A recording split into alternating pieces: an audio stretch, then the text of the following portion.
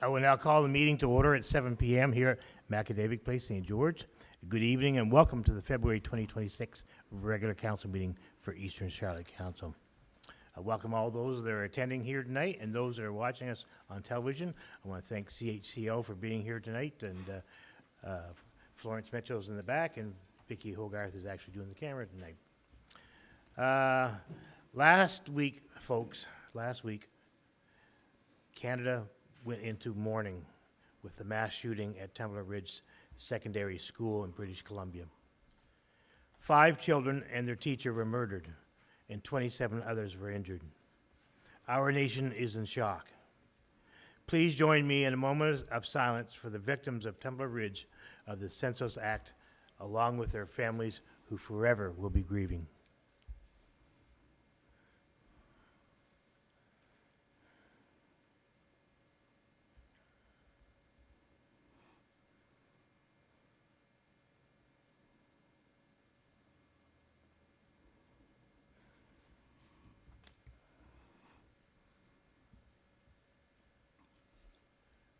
Profound gratitude goes out to all the first responders, the RCMP officers who entered the school not knowing what awaited them, the paramedics and medical staff, as well, of course, the teachers and school staff who acted with immense courage to protect the children in their care. At this point, Council, I'm going to look for a motion to adopt the agenda. I think Councillor Lee, you want to do that tonight? Yeah, I move to approve tonight's agenda with one item change to be added under new business, and that is a donation to the St. George Animal Shelter, which I will make under 10H. Right, under 10H, good. Now we'll add that to new business, but I need a seconder for that. Councillor Thompson? Question or comment on the that motion? All those in favor of the motion signify by saying aye. Aye? Aye. That's passed unanimously. That brings us to, make sure I don't jump too far. Conflict of interest. Anybody wants to declare a conflict of interest may do so now. 4 is the adoption of the minutes of previous council meetings. We can do that as a group if you like. I need a motion to be able to do that. Oh, Councillor Thompson. I move to approve the minutes as circulated to members of council for January 21st, 2026, January 27th, 2026, February 3rd, 2026, and February the 10th, 2026. Great. We have a motion on the floor. I need a seconder. Deputy Mayor? Question or comment on the motion? Councilor Derek? Sure. I'd like to make an amendment to February 10th, 2026 meeting. With the discussions, there was a discussion there's a point that's missing, and that was we discussed the possibility of using an alternative building in the community for childcare. So I'd like to include that in the minutes as well, please. That's to be added. Nope. Jason's got that. That's added to that motion, is that correct? We didn't vote on that. Okay, all in favor of that motion, signify by saying aye. Aye. Contrary, that's passed. That brings us to 6 delegations tonight. 6A is the Seniors Resource Center. Emma Keach. Emma Keach. Yeah.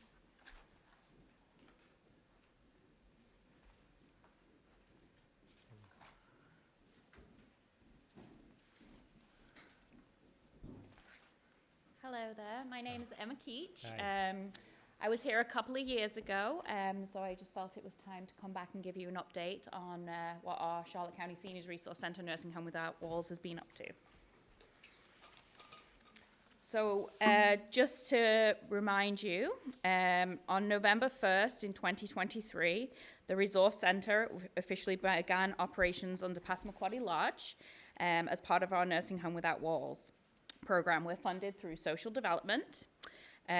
We had a soft opening on December 7th, 2023. And as we grew in March 2024, an application was submitted to social development for a budget amendment to support an expansion of 2 satellite services, 2 satellite offices. We had our grand opening on May 13th, 2024. And that same month, we brought on a Campobello community coordinator and a Grand Manan community coordinator in July 3rd, 2024. In August 2024, the Resource Center onboarded an administrative assistant, and our most recent addition is Eastern Charlotte's dedicated community coordinator, Amanda Smart. Oh, sorry. Excuse me. Scott, excuse me. Nerves. Change your name. Excuse me. We do have an Angela Smart, excuse me. We recently celebrated our 2-year anniversary on November 1st, 2025, and we are now looking forward to our 3rd year of operations, continuing to serve our community. So people are finding us in all different ways. We've built partnerships with other service providers, including extramural, social development. People can self-refer to us. We're on a municipalities' websites. When we first started, we had 2 staff, but over the past 2 years, our team has grown significantly from 2 to 6 staff. Our main office is located in St. Andrews, and the satellite sites are in Grand Manan, Campobello, Eastern Charlotte, St. Stephen. These coordinators will visit clients in their homes to eliminate any transportation, financial, and physical barriers. And now I'm going to speak to what we do. I should also mention that the advisory committee, we have an advisory committee who provides governance, oversight, and strategic guidance for the Nursing Home Without Walls. You may recognize one of those names as a hometown hero, Sharon Boyne-Travis, representing Eastern Charlotte. And as she's on the age-friendly, we certainly appreciate her expertise. The advisory committee monitors outcomes, supports effective service delivery, reports to the board of directors for Passamaquoddy Lodge, and advocates for program sustainability and supports staff capacity. This is a breakdown of registered clients we have per area. Since this was done, we actually are standing at 503 clients across Charlotte County and the Fundy Isles. I think it's one of those. Yeah, perfect, thank you. So what we do is we offer system navigation to seniors, 60 plus. So some of the programs that we've helped seniors apply for and registered clients are property tax allowance, the direct to tenant benefit, rent subsidy, backdating of New Brunswick drug plans, workers benefit, the low income senior benefit. We've also backdated guaranteed income supplement for people. We've helped people with home repairs, fuel benefits. We have equipment that we can loan out. We've also helped people apply for backdated CPP, disability. These are the services particularly that have been accessed. We've helped people access in Eastern Charlotte. It's an ever-growing list, but we are a community-driven and client-driven. So the things that people are needing help with is what we help with, as long as it's within our scope. So to date, we've actually applied for seniors $1,156,198.98. So that's money that we've helped seniors and clients access. That's awesome. We've assisted 18 clients apply for the home repair program through the home repair program and minor home repair program. They're all in several different stages, but the reason I wanted to provide this slide was because we actually had one client in Eastern Charlotte receive repairs to her roof. This program has grown beyond simply assisting with home repairs. It helps clients to stay at home, age safely in their homes in many cases, and allows other service providers to continue offering essential support, strengthening both independence and community connections. In 2024, we had our first Seniors Expo in St. Andrews. We had 28 vendors and 135 visitors. Last year, we held it at the Garcelon Civic Center. We had 41 vendors and 286 attendees. We heard from the community that there was a need for accessible information in one space. And so all the service providers here were invited to provide information on aging in place. We offer a monthly newsletter that is actually can be through email or can be delivered. This has become a very popular item, offering information on community events and programs that people may be eligible for. We also offer educational sessions on a wide range of topics, again, listening to the community. Our most recent was we had offered a Parkinson's information session. We also collaborate with MB Libraries to offer computer lessons. And we are currently working on offering information sessions in collaboration with the Public Legal Education and Information Service of New Brunswick for the spring. And we try to offer those across Charlotte County in each area. So one of our biggest wins has been serving as a trusted landing pad and listening ear for individuals who are seeking information and support. When we have been unable to assist directly, we ensure people are guided in the right direction. We deliver information in ways that is accessible to the community, whether it be written form, digital, or through other formats, so nobody is left behind. A core priority of becoming a nursing home without walls site was gaining a deeper understanding of the population we serve. As a result of this work, we have been recognized as one of the strong examples for future rural and remote sites, including being invited to present our approach to rural Ottawa Health Society. So I just wanted to let you know that there's a lot of work going on in the community, and this is where we stand, and we're moving into our third year, and we look forward to continuing these services.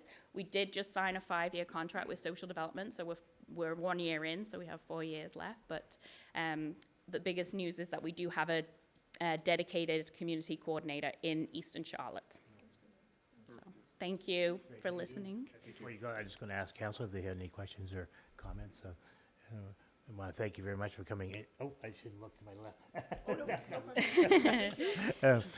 No, thank you very much for coming in tonight, and it's great that the seniors have another resource and to be able to help them. I think seniors are under a lot of pressure today, especially, with tax assessments and that sort of thing. I think the tax assessments have to be changed in order to be able, so they can stay in their home, can afford to stay in their homes. So it's great that you're able to work with these seniors and fixing up their homes and stuff too. So it's awesome.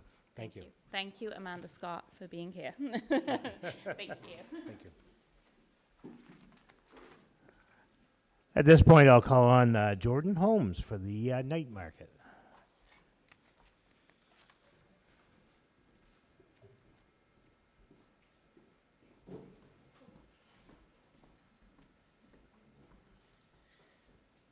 Good evening, Council.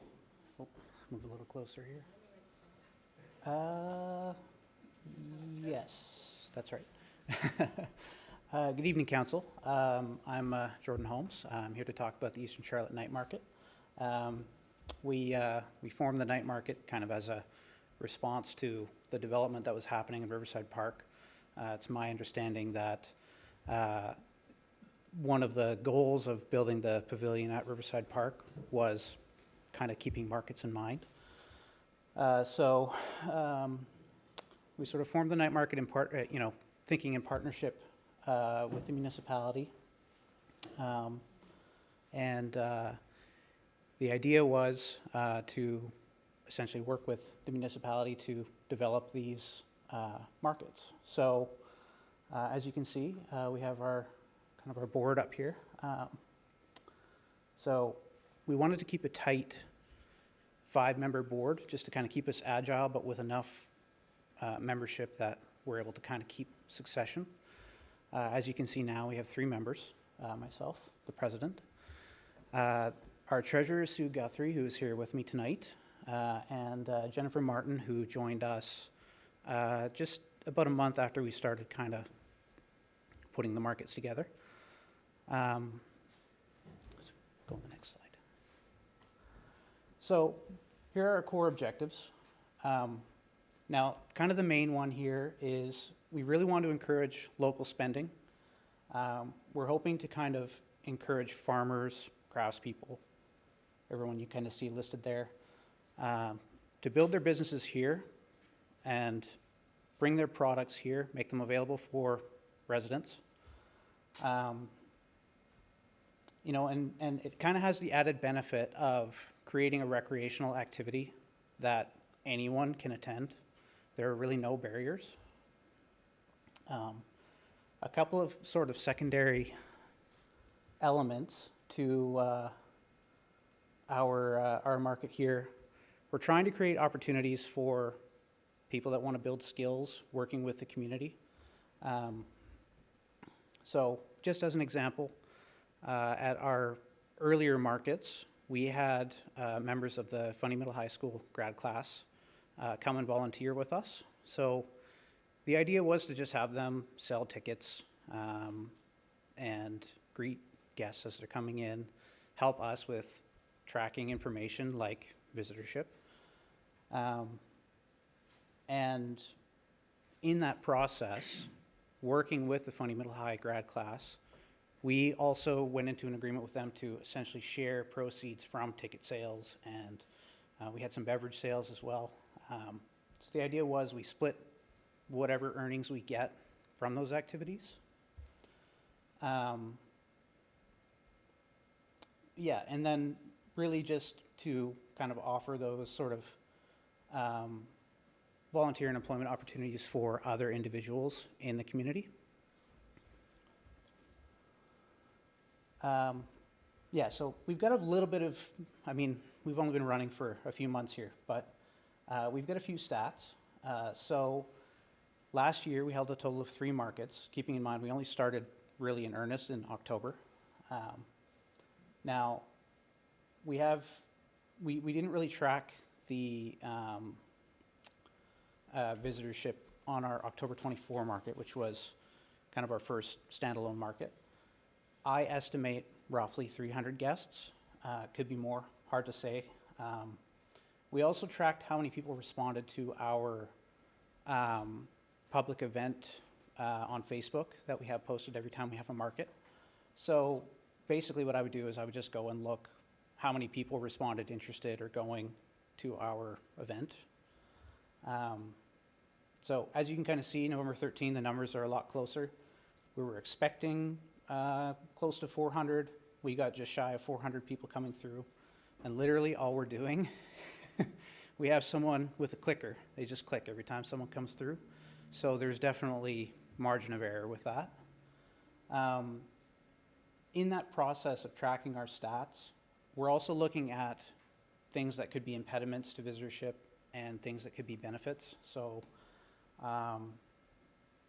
for example, December 19th, you can see the visitorship is quite low compared to what we were expecting. And in fact, we were projecting much higher numbers than previous markets. A big limiting factor, if you look, the date is December 19th. Well, that's when we had that big windstorm.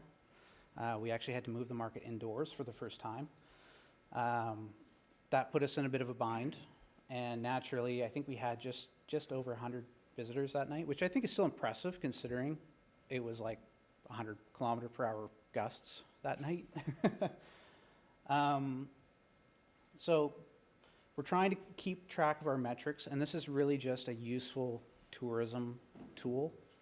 I think that's something that we're kind of lacking across New Brunswick, really. We're not always necessarily keeping track of our metrics here. Now, and then the other point I've got just at the bottom here, by the end of the year, we had just over 80 vendors coming from St. Stephen all the way to St. John. That ranges from craftspeople, food vendors, and I'm talking hot food, people coming with food stands. You come and, you know, it's a burger or whatever. Yeah, so that's just kind of roughly to give you an idea of the stats that we're tracking at the moment. And mind you, we have a very limited data set because we started in the, you know, last half of the year. So just looking ahead, and this was a very recent market we just held in this building.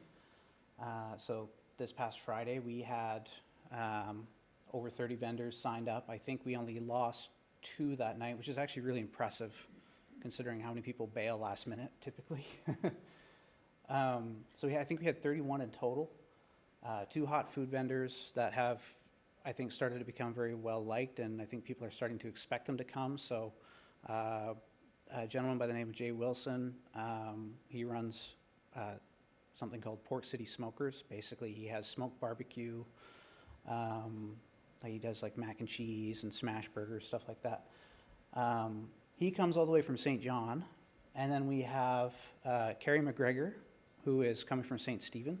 He does wood-fired pizza. So, comfort foods.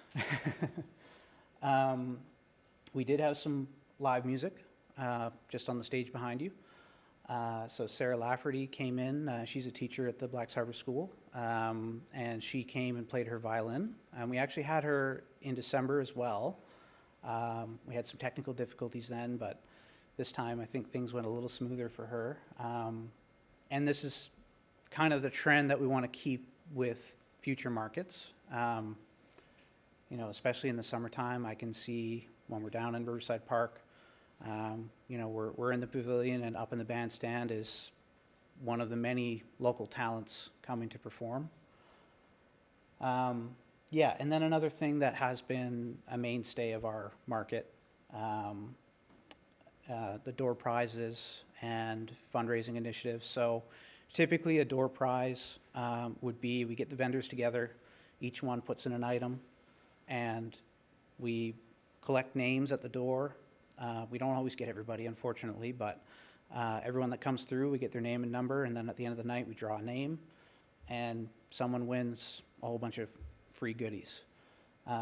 Fundraising initiatives have been a variety of mostly raffles, and I think our most recent one was, excuse me, 10 pounds of lobster, and I think we had a dozen of cupcakes made by a past vendor. Yes, and I won those cupcakes. Yes, you did. I remember that. And I want to tell everybody, I didn't eat any of them. You gave them back. Especially my doctor. And let me tell Didn't eat you, it. I think maybe the only one that made it out of the building was the one that I took home, and then I ate it shortly after I got home. So, yeah.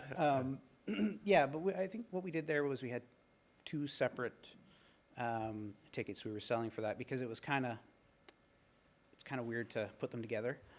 But in previous ones, I think like for December, we did a wreath made by someone from the community, as well as a heart-shaped wreath, and we sold gift cards that were donated by local businesses.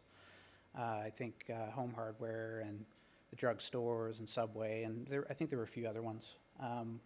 Yeah, and basically the idea is, with these fundraising initiatives, we're raising a little bit of money for our operating costs, but we're also raising money for example, the Fundy Middle High School grad class. We're looking to sort of expand that by bringing in other organizations. We're still kind of workshopping, you know, who would want to be involved and who would we want to be involved. Yeah, and then, you know, for the rest of the year, we've kind of already put the announcement out, but I'm going to do it again. April 3rd, 2026 is the launch of our weekly markets. This is something that, you know, I've been talking closely with Kara Hatt from Parks and Rec. The plan is to keep our same schedule. We've traditionally done 4 p.m. to 8 p.m. In the summer months, I think we could probably expand that into maybe 10 p.m. We're also thinking in the summer months, we'll most likely be able to expand how many vendors we can have. Typically, we've had, well, at most about 30 or so. We managed to fit 31 vendors on the property. 2 of them were outside, so 29 inside. Outside, obviously, we have a lot more room to work with. I think we've thrown around the number of about 50 or so. Feels like a pretty good number. And like I mentioned before, we're trying to create opportunities for individuals and organizations to essentially offer volunteer hours in exchange for funds raised towards their causes. And we're also looking into hiring a student for the summer if we can. We've looked into seed funding. I don't think we create enough hours for something like that just yet. But we are looking into seeing how we can create kind of an opportunity for a student to have a little bit of income and do something kind of meaningful in the community. Yeah, and then finally, we kind of want to make ourselves available to work with the municipality in developing Riverside Park, because this is a space that we intend to use regularly. So my intention is to continue having discussions with Jason and Kara and anyone on council that wants to talk about how we can build Riverside Park into an even better destination than it already is. Yeah, and then this last slide. Here's our contact info. If you email easterncharlottenightmarket@gmail.com, you'll get me. Our social media is, I mean, you can search us on Facebook. Easy enough to find us. If you message us, all 3 board members have access to the Facebook, but I think it's probably fair to say that I answer most of the time. Or if you know any of the 3 board members, feel free to get in touch with us. Any questions? Good. At this point, I just want to make sure that everybody knows who you are. Some of you may not know that Jordan is our representative on the Service Commission. He sits on the Tourism Committee. So you probably have seen the name on the paper. This is Jordan anyway. So, and I want to thank Also you. the chair. And you actually, yes, you became you're Recently the new elected chief. to chair. Yeah, just elected the chair. Congratulations. And no, I want to thank you for doing all this, the night markets and using an area, the Riverside Park. That's something we just had built. You're doing something positive there, and it's great to see. Yeah, awesome. I remember looking back and reading initial documents about building the pavilion, and a market was mentioned as one of the use cases. Yeah. And this was a couple months after we had already started, and I went, oh, serendipity, I guess. No, it's great. You took the bull by the horns and you got it done. So we appreciate it. I think it's one of these things that's going to grow and get bigger and better. Probably We'll have to beyond build my a new reach. pavilion out there. Another one. Councillor Lee. Yeah, I'd also like to thank you, Jordan, for taking the lead on this. We all worked very hard over the last couple of years to try to do something with that place, because it's so nice down there. We spent a few bucks with the pavilion and the bandstand, and to have someone come in like you and lead the charge to get it going is great. Thanks. I do also think that that's going to take off this summer. Appreciate that. Yeah. Councillor Dederakis. I also want to say the same thing. Like previous to the Eastern Charlotte Night Market forming, I couldn't count the number of people that said that they wanted a market in our area. So your group actually took the initiative to do it and make it happen, and continue to make it happen. So I really appreciate that. I'm sure everyone else here appreciates that as well. I actually just came back from a fitness class before I came here, and one of the people in the class, she actually bought all her Christmas presents at the last night market. So That's great. Already? yeah. Oh my boy, I feel So, bad. I mean, it's great. It's great. So when is Guess the I'm behind. when is the next night market? I understand, like, starting on April 3rd, that's when we're going to see more weekly markets. Is there going to be a market in between now and then? No, we got to fine tune some things. Okay. And then April 3rd will be and then once we get going, it's full steam ahead. Once a week, there will be a market. And that first market's going to be at Riverside Park. And the plan is, I mean, really rain or shine, unless we're getting 100-kilometer-per-hour gusts again, we're going to be outside. And I have talked to Kara about, this is kind of farther in the future, at least a year out, I would say. Coming in the wintertime, we'd like to try and do markets in here. So that would really be January, February, I think. We have to kind of finalize those details a bit, but I have talked to Kara about it, and I've also, the only other hiccup really is with public health, and I think we've dealt with that as well, because public health, the way that they handle the licensing for public markets, it's different than a public event, which I think the municipality is probably more familiar with. So public markets have somewhat looser regulations on food sales. Certain foods are permitted to be prepared for sale in a personal kitchen. So things like baked goods, honey, jams, really like kind of easy, non-perishable stuff. So we're working closely with a contact from public health. We're trying to make sure that we're doing all this above board, because the last thing we want is to get this shot down by another level of government while we're working with this level of government. So the only real hang-up that we had was I talked to him and I said, what if we do markets at Riverside Park, and then come wintertime, we move them inside somewhere? And they said, really, like, you're tread carefully, because the licensing and the way that it works with public markets is it's entirely location-based. If you move the location, you're basically starting a new market from their perspective. And whether you agree with that or not, that's the way that they want to do it. And basically, he just said to me, if that's what you want to do markets inside and have the ability to move the Eastern Charlotte Night Market inside if necessary, then we'll just have two separate markets with the exact same name, branding, everything. It sounds funny, but whatever it takes to make it work, right? Any other questions for council? Thank you very much for coming in tonight. Okay, Appreciate thank it. How about a big round of applause for everybody, for all the delegations tonight, the Seniors Resource Center and the Night Market. Thank you very much for all that you're doing for our community. Thank you for coming in tonight. We really appreciate it. Now we get to the interesting stuff, the General Government Report. The CAO, Jason Gadet.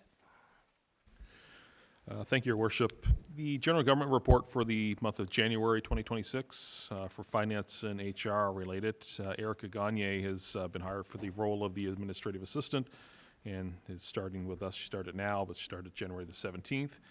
HR is working on annual reviews for staff, as well as conducting leadership training for department heads. A posting for full-time position in Blacks Harbor Public Works has been issued.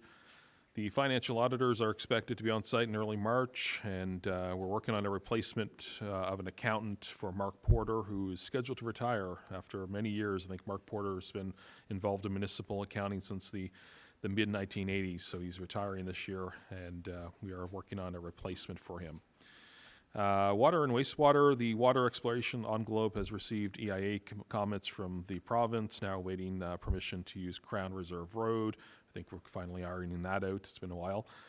For Phase 2, operational improvements prior to spring flushing on global log pressure data at the hydrants in Blacks Harbor.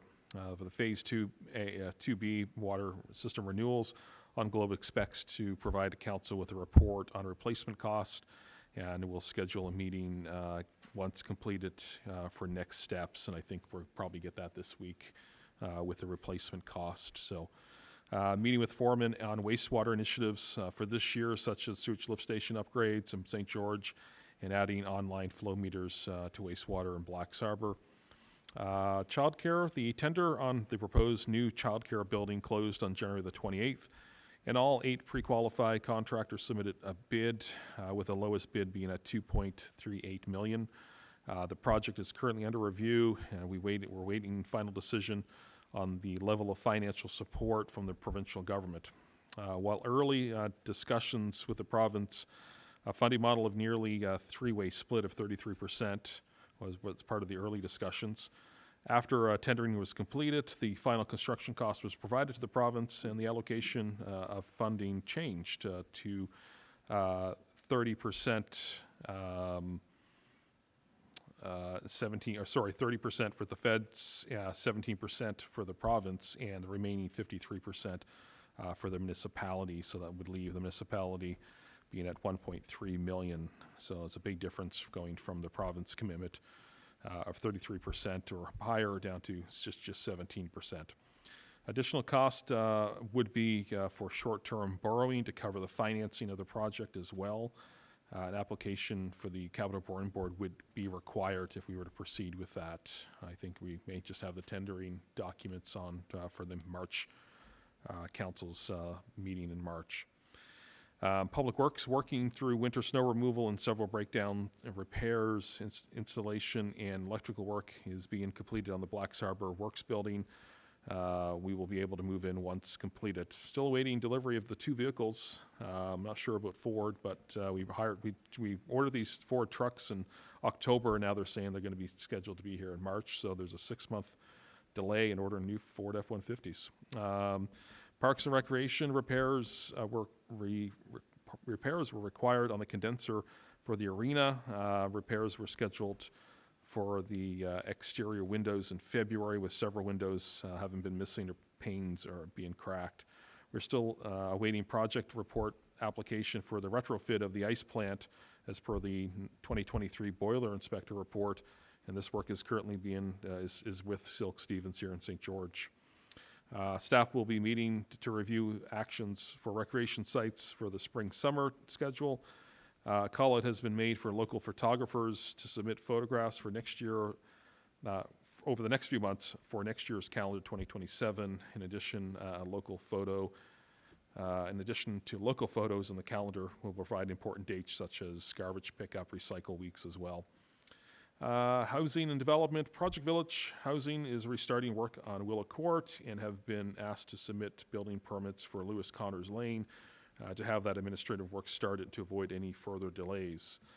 We did get some emails recently from them saying that they will be starting some footings on their project, so that's hopefully starting to move in the right direction. Working with the Service Commission on rezoning of a property in Greenlaw Valley, I think it's mentioned in the next report, in Blacks Harbor, that wants to build small homes. And that is my general government report. Great, thank you, Jason. Question or comment? If not, I'll move ahead, if there's none.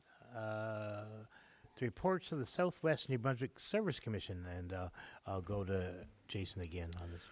Yeah, Alex Henderson offers his regrets there. He's away in Winnipeg on convention. So the Building Planning and Enforcement Report for month of January, a tourism accommodation developer has submitted a rezoning application for a property in Blacks Harbor, and planning staff have prepared draft amendment bylaws and reports for council's consideration. Planners are able to present this application at a future council working committee meeting. PRAC has approved a similar or two comparable with variance request at their regular January meeting for 128 Jack Road in Penfield to permit 2 separate dwellings on one lot, subject to condition preventing a future subdivision of undersized lots. Development update for Eastern Charlotte, 3 total net new home apartment buildings were permitted year-to-date, 9 building demolition or development permits approved year-to-date. Total construction value permitted in Eastern Charlotte year-to-date has been $1.35 million. 1 tentative subdivision plan approved for 3 new building lots, and 1 zoning confirmation letter is issued, and 1 variance terms and conditions approval year-to-date. As far as enforcement, 5 new enforcement cases open in Eastern Charlotte year-to-date. This enforcement of the Community Planning Act, Building Code Administration Act, or the Dangerous Unsightly Premises Act. And that's submitted by Alex Henderson. Great. Question or comment from council? If not, we'll move ahead to the fire report, and I'll call on Councillor Thompson. The fire report for January 2026, 4 fire calls, 28 public service calls, 17 medical calls for a total of 49. I'd like to say thank you to the Fire Club for their donations to the food bank and help with the food drive, and their financial donations to the 3 other organizations in the community. Thank you. Great. Questions, comments in the fire report? No? Public Works report. I'll call on Councillor McQuarrie. January was a busy month for vehicles. They had all kinds of problems, but they were getting them all fixed up. They're doing regular maintenance to try to keep ahead of it. Snow removal has been heavy, and it's going to get heavier by the end of the month, I guarantee you. Potholes have begun to show up in full force now, with filling becoming a regular job. Christmas lights were removed from the Main Street posts and stored. They had some electrical issues with a couple of plows. They've been fixed. They have 2 fire hydrants tagged out as service. Neither will flow water and are being investigated for the problems. That was it for, who was that? That was St. George's. Where'd Black's go? Hey? Was it?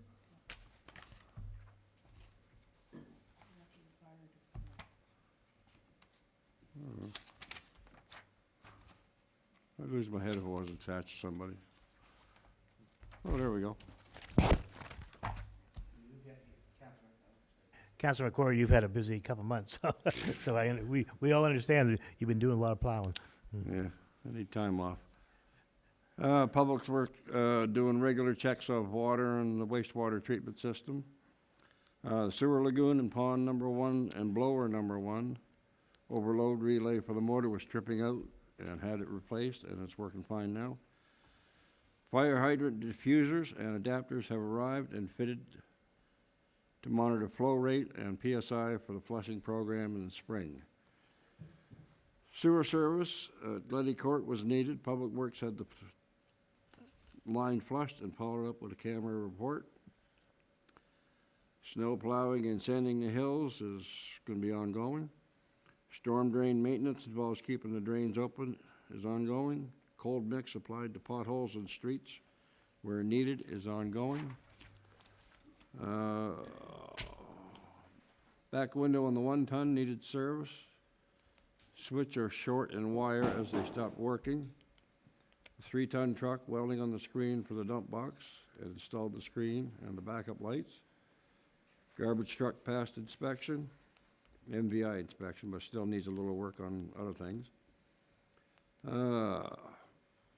Water and backhoe had water in the fuel, so it had to be drained and refilled, and the coolant leak repaired and lock pins for plow blade repaired. That's it. Great, thank you, Councilor McCory. Questions or comments on that? Councilor Dederakis, you're first. Your worship, I have a question for our CAO. In the St. George report, it says that we have 2 fire hydrants tagged out of service. Which fire hydrants are those? I'm not familiar with which ones are out of service. I'll have to get back to you and check. The red Sure. ones or- Um, the red ones are on. And would you say that every single fire hydrant in St. George, is it flow tested? Are all the hydrants flow tested? Part of the we do 2 flushings a year in St. George, so at that point, they're exercised. Even ones that aren't on the flushing report are supposed to be exercised, so at this point, we've never had anything with the exception of these 2 that have come back as service issues, so yes, I would say they are. So all hydrants are Yes. inspected? Yep. Could we have a copy of the inspection schedule? Just Yep. because there's one, I know of one hydrant that I don't believe that has been inspected, but I would like just confirmation for that. Yep, definitely. Okay, that brings us to the Parks and Recreation report. Sorry, Councilor Hatt isn't here tonight, he's not feeling well, so the other hat, our Deputy Mayor, is going to give that to us tonight. Thank you. We always have 2 hats. Eastern Charlotte Rec Complex, ice maintenance, edging, multi-plat pattern, dry serving, done daily inspection and maintenance logs are completed as needed. Simco is scheduled for the new year to overhaul compressor number 1. Oh, I thought I had done, sorry. We removed a few arena board advertisements, so if you're in a local business and are interested in having your ad on the boards, please reach out to the municipal office, and that would be Kara Hatt, I presume, for this exciting opportunity. We offer free opportunities to get out and enjoy the facility, like pucks and sticks, Monday and Thursday, 3:15 to 5:15. Adult skates Tuesday and Thursdays, 11:30 to 1:30. Tots kiddos on ice Wednesdays, 3:30 to 4:30. And open skate Tuesdays, 3 to 5:15. And all other facilities, Canal Beach, Splash Pad, etc., are routine checks, and keep an eye on them, make sure they survive the winter. Great, and thank you, Deputy Mayor. It was just like 2 minutes ago I asked you to do this, so you did a good job. Any questions or comments for Deputy Mayor? If not, we'll move ahead to other committee reports. Any other committee reports tonight? Councilor Dederakis, you have one, or, yeah?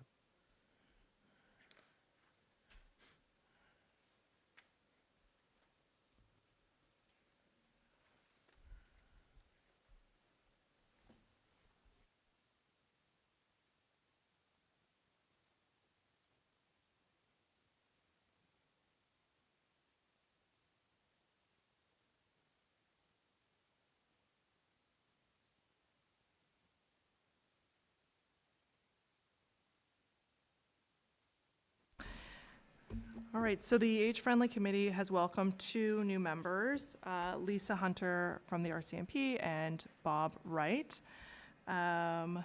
We are currently working on an emergency preparedness workshop, so we have the dates for that. So the first date is for the delivery of trauma-informed crisis response training, which is on March 21st. And on April 18th, it's going to be the emergency preparedness and evacuation for seniors workshop. We'll be working with the Eastern Charlotte Fire Department, Charlotte County Search and Rescue, St. George Extramural, EMO, Ambulance NB, and Red Cross. We're still working on the emergency kits. We met with the Fire Club on January 30th to discuss upcoming workshops and how we can share practical tips, exchange resources, and help build community support and confidence. And we also helped co-host the Love in Motion Valentine's Social at the Macadavic Place. And that is it. Great. Any questions for Councilor Derakas? If not, we'll move ahead to the financial statement tonight. I need a motion to accept the financial reports for January 2026. And Councilor Lee, seconded by Councilor Thompson. Question or comment on the motion? All those in favor of accepting the financial reports for January 2026 signify by saying aye. Contrary, and that's passed unanimously. There is no old business tonight. There is no business. 9A is the social media policy and training. I'll just go to Jason on this. You want to speak on that? Yeah, thank you, Your Worship. So we did circulate to council the current social media policy. I do think that probably it's a good time to update that, especially with this mandate come to an end. If this council has any feedback on that. Certainly we've used some different things over the years just with social media strategies that we've taken from various other municipalities, but something to be put into a policy, I guess, just in regards especially to social media itself. So I'd just would be looking for some sort of a feedback on that and how we can progress that along. We are still looking at facilitating a training with some staff to go through some training. We're just trying to locate timing with training and something that isn't like a full week or a long period of time, especially as we're just bringing on some new staff there too. But we'll be hopefully to update council the next meeting to say training's been completed, and maybe we'll have a draft for the new social media policy. Great. Any questions or comments? If not, we'll move ahead to 9B, the Blacks Harbor Water Project Communication Committee, the terms of reference. I need a motion. First, I'm going to go Jason on this, and then I'll entertain a motion. So old business is the Blacks Harbor Water Communication Subcommittee terms of reference. We have a draft that's been sent around and updated with council with various working committees, and we do have this. Sorry about that. So the Blacks Harbor Water Communication Subcommittee. We've had a draft that's been going around with the working committees that we've had. And I guess at this point, it just would be, we need council to approve the terms of reference, and I think the next thing we'd be doing is then forming the membership. And but at this point, we're just looking to get the terms of reference passed.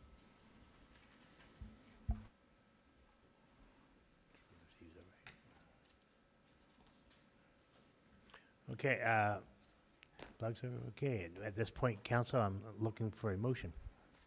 Councilor Lee. Be it resolved that the Blacks Harbor Water Project Terms of Reference document be adopted.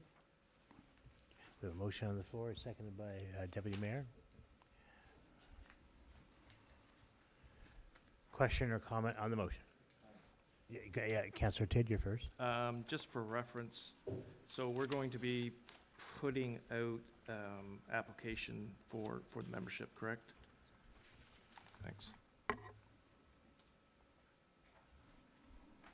Any other questions or comments? All those in favor of the motion signify by saying aye. Aye. That's passed unanimously. New business tonight. 10A, the Capital Reserve Fund for trucks. This is the interesting ones. The truck order, I get all excited when I see about new trucks. The truck order of 2025. I need a motion, or Jason, I'm going to go Jason first, and then I'll entertain a motion. Thank you, Your Worship. So just some background on this. At the September 23rd, 2025 special meeting, council allocated $300,000 for the purchase of 3 trucks. In November, we received the F-550 for Public Works and $140,000 for utilized for the purchase of the truck and setup. So we utilized 140 of that 300,000. The other 2 trucks, the Ford F-250 crew cab for the fire department and the F-150 crew cab for Parks and Rec are on order, and they've been since October. So what we had to do at the end of the year, we had to move some of those funds, because if not, they would have just moved into a second-year surplus, and we wouldn't have been able to utilize those funds until 2027. So we moved them temporarily over to our capital reserve, so we'd be looking at motion of council to bring that money back, the reallocation of $160,000 of the capital reserve for the purchase of the 2 vehicles that were ordered in 2025. So that would, we still moved over $400,000 at the end of last year, but this would be 160 of that. Great. At this point, council, I'll entertain a motion. Come on, there we go, Councilor Thompson. There we go. Be it resolved that council authorize the relocation of $160,000 from the capital reserve funds for the purchase of 2 vehicles that were ordered in 2025 in association with the council motion of September 23rd, 2025. I have a motion on the floor. I need a seconder. Deputy Mayor. Question or comment? All those in favor of the motion signify by saying aye. Aye. Contrary, that's passed unanimously. 10B, the update to Canada Community Building Fund, 24 to 28. Jason. Thank you, Your Worship. So this is the formerly known as the Gas Tax Fund. Eastern Charlotte is in the 2024-2028 Gas Tax Fund, or the renamed Canada Community Building Fund, CCBF. So last year, 2024 and 2025 funds were allocated for paving in St. George. We did Brunswick Street, Main Street. We did Granite Street in St. George as well. We did Hospital Street in Blacks Harbor. So for the 2024-28 update, looking at the 26 year, the current year that we're in, we just need a motion of council to make the adjustments for the 2026 year, which would be Cedar Court, Blacks Harbor, Brunswick Street, Blacks Harbor, and the Prince William Street at the subdivision in St. George. And so yeah, that would be reallocating those funds for the 2026 gas tax portion. Okay, Jason just gave a quick report. I need a motion to move this forward. Councilor Lee. Excellent. Can I ask a question first before I? No, actually, I need a motion first, and then we'll do, we can ask all kinds of questions. Okay, Yeah, good. sorry about that. Councilor Lee, you just give me a quick Yeah, motion there? be it resolved that the document entitled Eastern Charlotte 2024 to 2028 Capital Investment Plan for the Canada Community Building Fund, CCBF, be adopted. Okay, we have a motion on the floor. I need a seconder. Councilor Tidd. Question or comment? Councilor Lee. Yeah, you had mentioned the 3 places we planned on paving. 1 was in Blacks, 2 is in St. George. Where is Brunswick Street in Blacks Harbor? Brunswick Street is from Hooper's Convenience down over the hill, the old factory hill, factory road. Is that what I thought we agreed that on two places in St. George and 1 in Blacks. Is that not what we agreed on?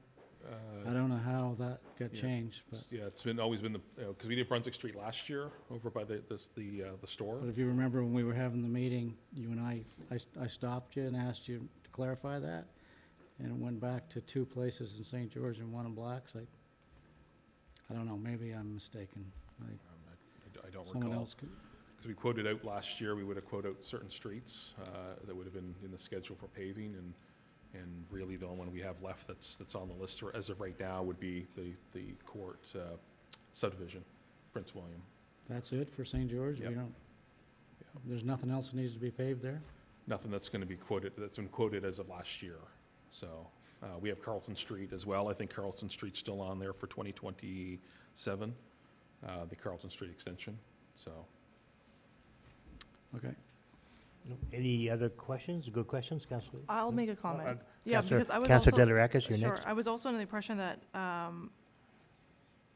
that St. George was on the list too, for 2 spots. I just can't remember what the second street was, but, at the committee of a whole meeting that we had a few weeks ago, we did have that discussion. Yeah. Yeah, I'm not sure. This was distributed, we had the same Excel sheet for a while. Would be Carlton Street Extension. I think that's the only one outstanding for the 2027 year. I don't recall anything else being paved at this point. Was Okay. talk of Venture Lane for at one point. That We was did talk quoted. about Adventure Lane, but we decided to postpone that, and I thought that something else had replaced it. Yeah.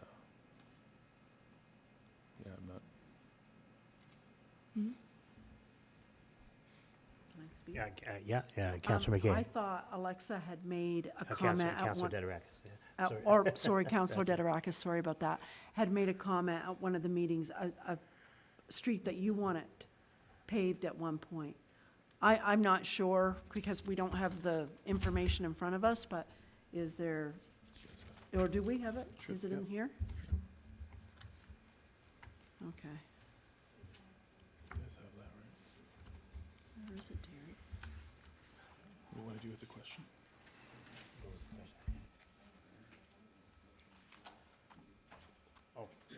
Okay, we do have a motion on the floor by Councilor Lee, second by Councilor Tidd. Are you still good with the motion, Councilor Tidd? You could, Tidd, you go. I just have one other question. So Sure. this is the same working document. Nothing has changed on this, right? Okay, thanks. Any other questions or comments on the motion? Maybe it was. Councilor Delarakis? Excuse me.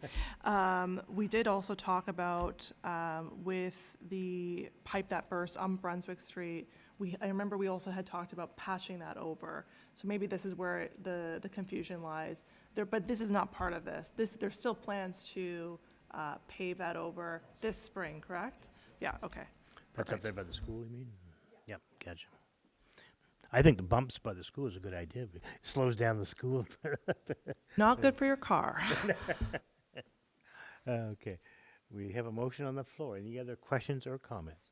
All those in favor of the motion signify by saying aye. Contrary, that is passed unanimously.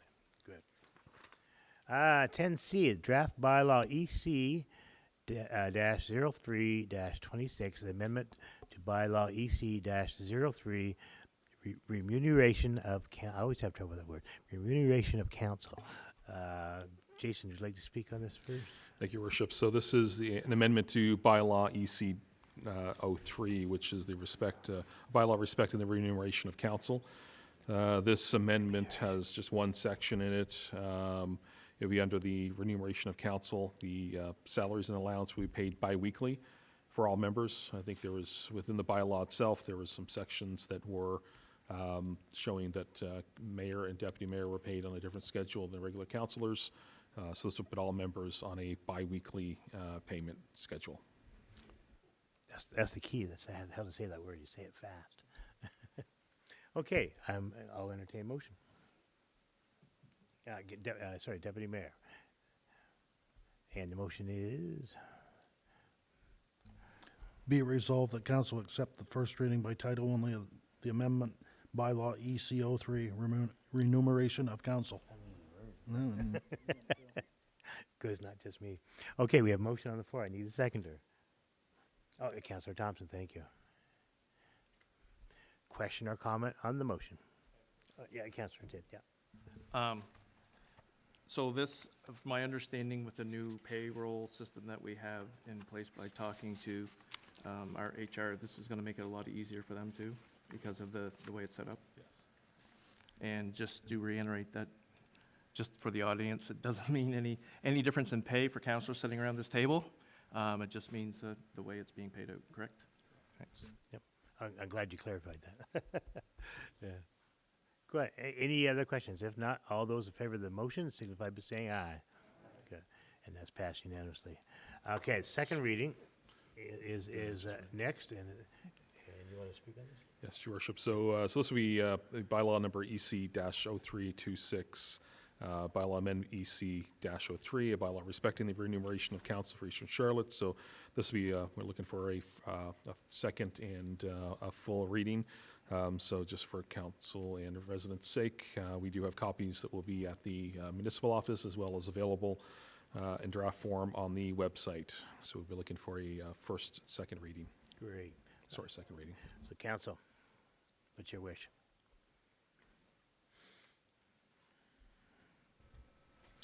If I don't hear a motion, I move on, so I'm going, Deputy Mayor. I'll make the motion. Be it resolved that council accept the second reading in its entirety of the amendment to bylaw EC 03, remuneration of council. You're getting better at that. Right? We have a motion on the floor. I need a seconder. Councilor Thompson, thank you. Question or comment? All those in favor of the motion signify by saying aye. And it's passed unanimously. 10D, bylaw number EC-06-A, a replacement by bylaw respecting all terrain vehicles on municipal roads for Eastern Charlotte. I'll go to Jason to speak on this first. Thank you, Your Worship. So this is bylaw EC-06-A. So this will replace EC-06. I guess just for what residents may be interested in, this will change some of the streets that are approved for use. As of right now, there is just a single route through St. George. So this will allow some of the public or municipal-owned roads to be accessed by ATVs. It does not include, though, ATV usage on industrial park, for example, or private roads or any of the designated highways within St. George. But it does include a list of municipal-owned roads. And most of these roads, of course, would allow for residents to travel to get on that main route of the ATV.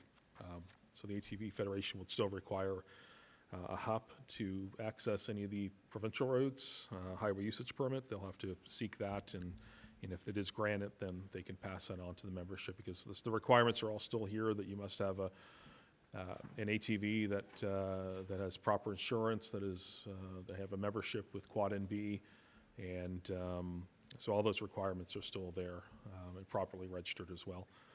But this would just open up to allow for use on municipal roads within St. George. Great, thank you, Jason. At this point, I'll entertain a motion.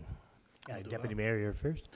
Be it resolved that council accept the first reading by title only of bylaw EC 06A, a replacement bylaw respecting the all-terrain vehicles on municipal roads for Eastern Charlotte. We have a motion on the floor, a second by Councilor Thompson, I believe, yeah.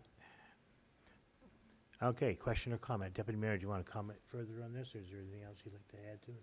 I know you have a background in this, and I don't, so.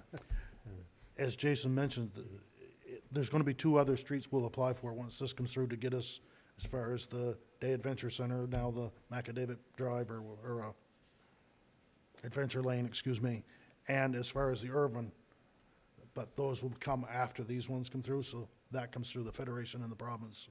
Great. It just opens up more of the town, so people haven't got a trailer 100 feet to get to legal trails, basically. Right on, exactly. Okay, any other questions or comments? If not, all those in favor of the motion signify by saying aye. And that is passed unanimously. 10D2, the second reading in its entirety. Do you want to speak on this, Jason? Or is it Yes, thank you, Your Worship. So, yeah, much the same as last. So the bylaw number EC-06-A, bylaw respecting all-terrain vehicles on municipal roads for Eastern Charlotte. This will be a second reading in full entirety. Copies of the draft bylaw will be available at the municipal office and available on the website. So we'll be looking for a second reading in its entirety. Okay, we have I need a motion to move this forward. Councilor Lee? Be it resolved that council accept the second reading in its entirety of bylaw EC-06-A, to a replacement bylaw respecting all terrain vehicles on municipal roads for Eastern Charlotte. We have a motion on the floor, seconded by our Deputy Mayor. Question or comment? All those in favor of the second reading of the bylaw EC-06A, replacement bylaw respecting all terrain vehicles on municipal roads for Eastern Charlotte, signify by saying aye. And that is passed unanimously. 10D3, the date for public hearing of objections. Jason, would you like to speak on this? And with this bylaw being use of public lands, much like anything with zoning or any type of planning that we typically do, we have a use for a public hearing. Reason why we don't do it on the remuneration, because it's not really a land use or a zoning use. So any type of the zoning use, there's some gray area with the Community Planning Act. So we'll be looking to set a date for a public hearing, a special meeting of council on this bylaw. So typically, I believe there might be a date that we've shared to sort of set a special meeting date or public hearing. Okay, so there's two options on your suggested motions. The first one, actually, there is a date in there, but I'm going to leave this up to council. Council, what's your wishes? Councilor Thompson. I move to schedule a public hearing of objections for bylaw EC 06A, replacement of bylaw respecting all train vehicles on municipal roads for Eastern Charlotte on Tuesday, March the 10th at 6:30 in Macadavic Place Community Center. Okay, Councilor Thompson has made a motion for that meeting to be held on Tuesday, March 10th, 2026. I need a seconder for that. Deputy Mayor. Question or comment? All those in favor of that motion signify by saying aye. And that is passed unanimously. If Council, if you can just do me a big favor, can you put that on your calendars? So I don't want any surprises later. I didn't know about that. So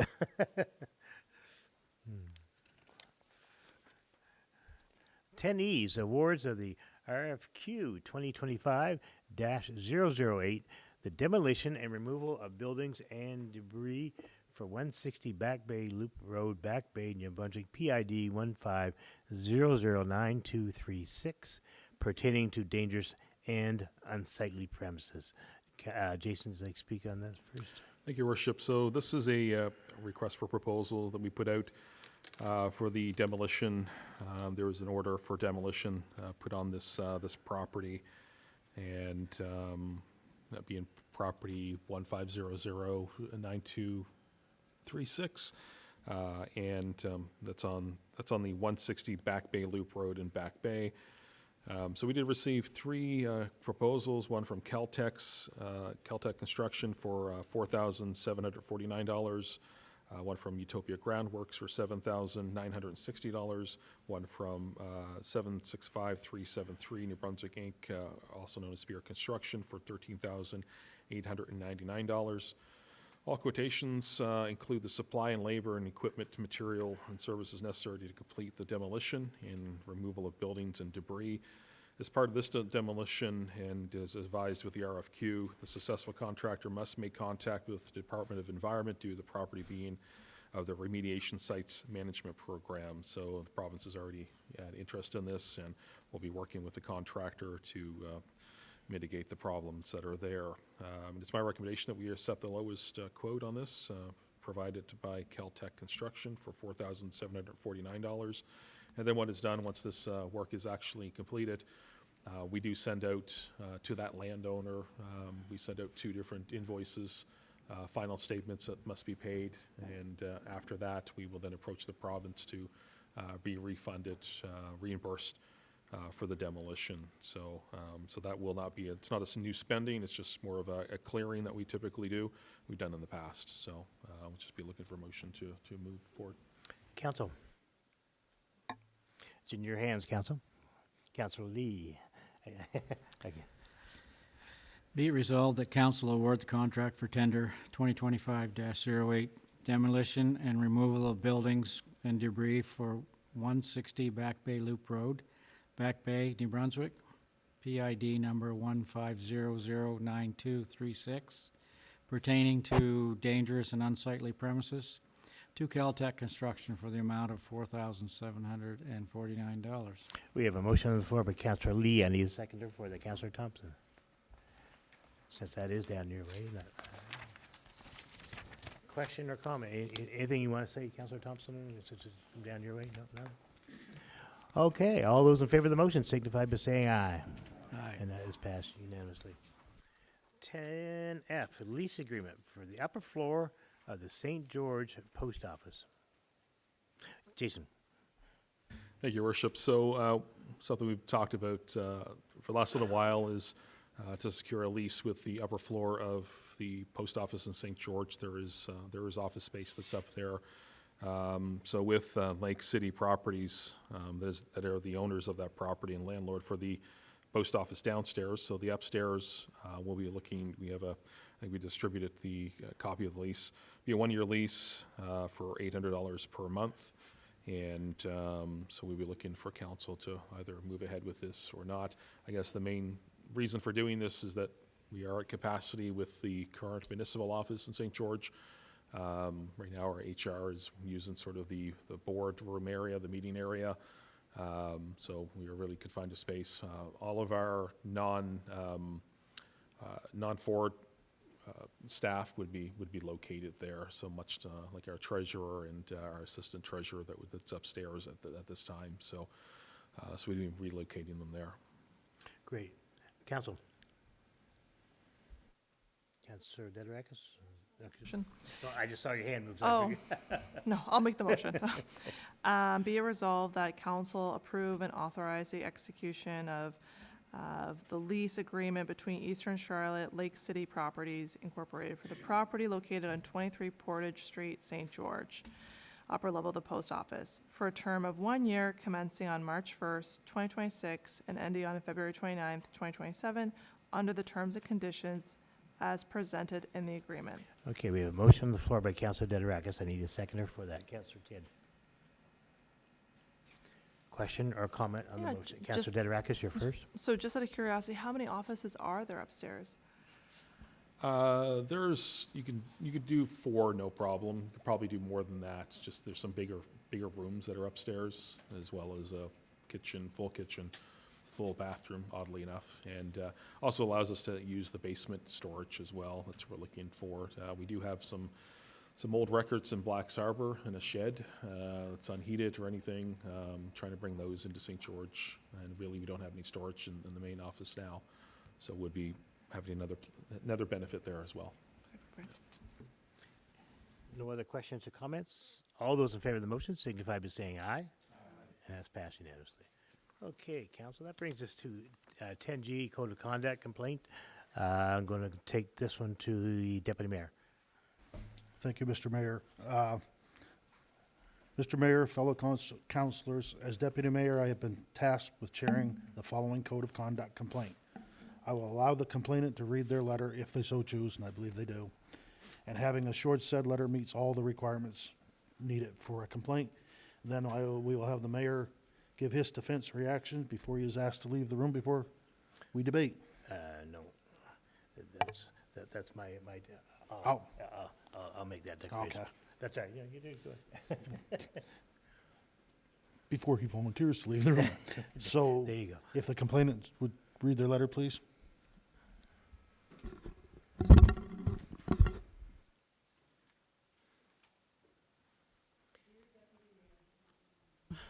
Dear Deputy Mayor Hatt, I am writing you in my capacity as Councillor at Large for the Municipality of Eastern Charlotte to formally express concerns regarding recent actions taken by Mayor John Craig that raise questions about governance procedures, transparency, and adherence to the Local Governance Act.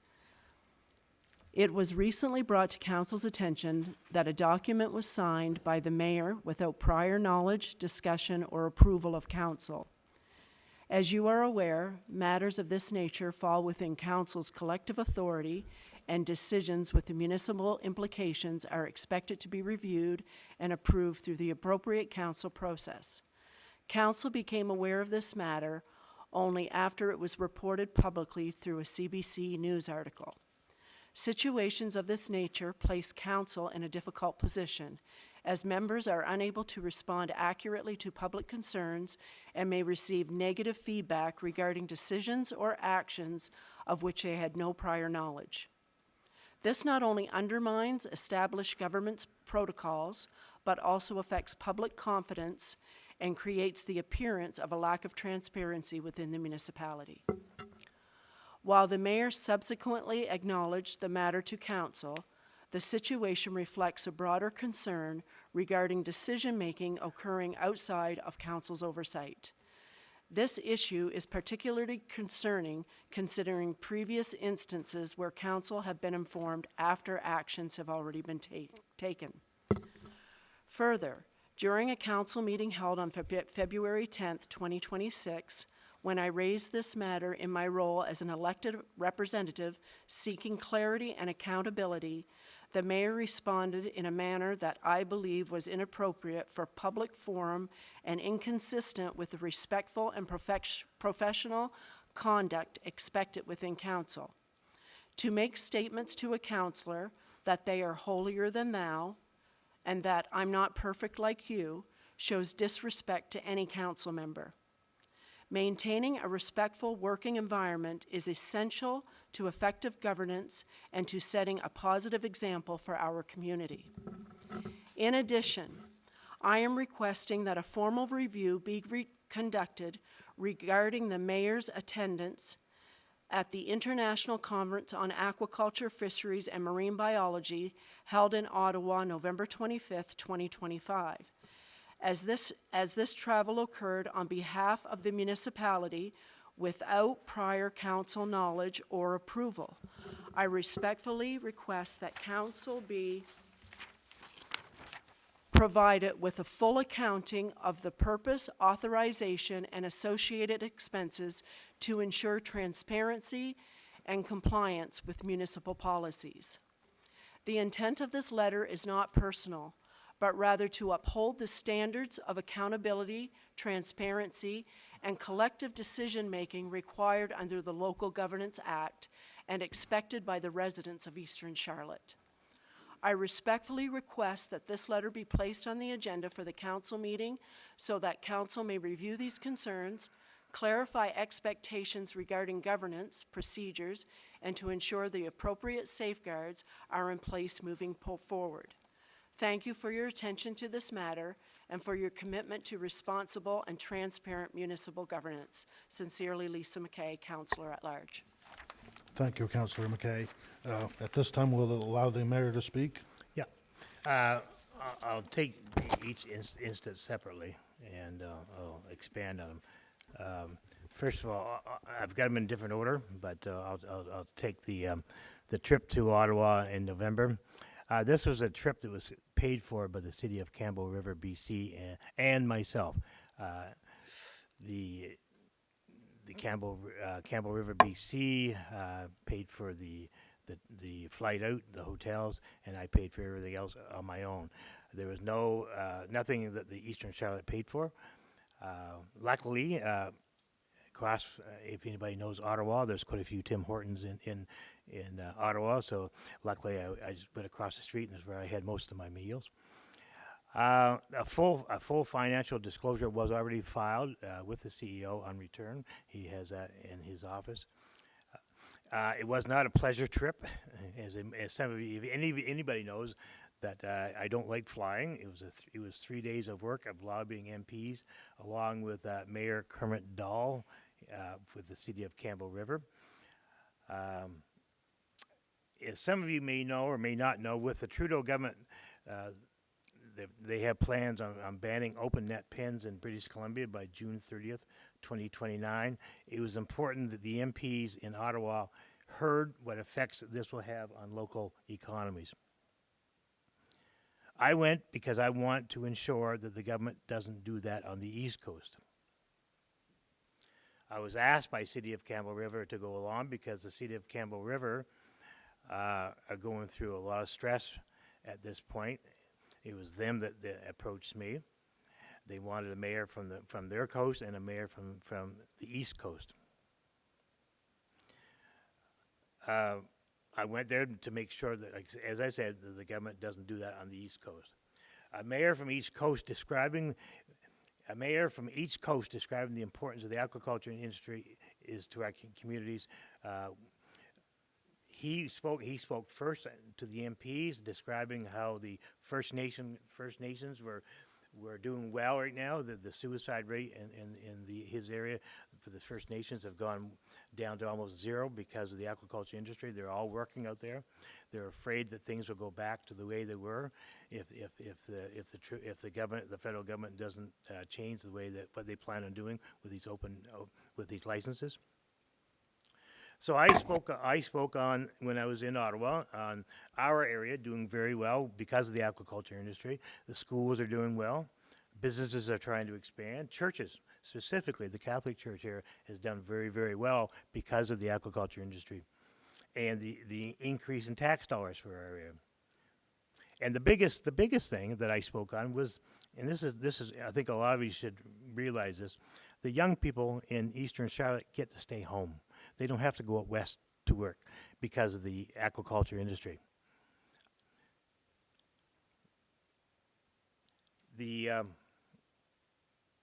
So we spoke, the mayor, Dahl, and myself, we spoke to as many MPs for a full day, actually almost 2 days. I left on Sunday. I drove to Fredericton. I had my daughter take me to the airport with my vehicle to save money, to save gas. Nothing went through Eastern Charlotte. I'm just trying to do this chronologically, make sure I do it right. I flew out to Ottawa, that was paid for by the Campbell River. I paid for my taxi from the airport to downtown Ottawa. Had my own meals at the Tim Hortons across the street from the hotel. It was important for me to go. This type of trip is what I do all the time here in Eastern Charlotte. I promote and I support local industry. The only difference is Mayor Dahl and I went to them in Ottawa.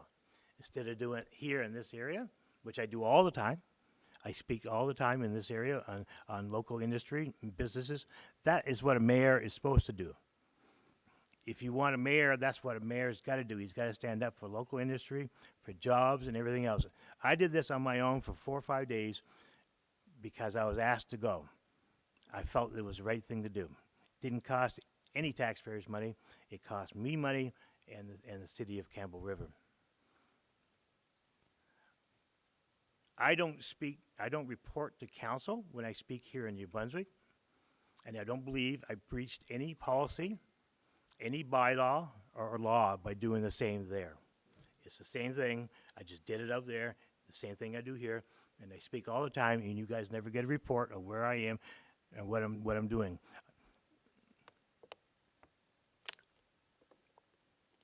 I spoke in December in St. Andrews on the importance of the aquaculture industry in a room of more than, I believe 300 people. With the Premier was there, the MPs were there, MLAs were in attendance. I didn't report to council. I do this all the time. When I go places, a lot of times they ask me to speak. And what I speak about is what we need in our area, what we have to keep. We have to keep people working, and I will do that all the time as mayor. Jobs are important. In October, I spoke at the New Brunswick Country Music Hall of Fame Gala in St. John with the Premier in attendance.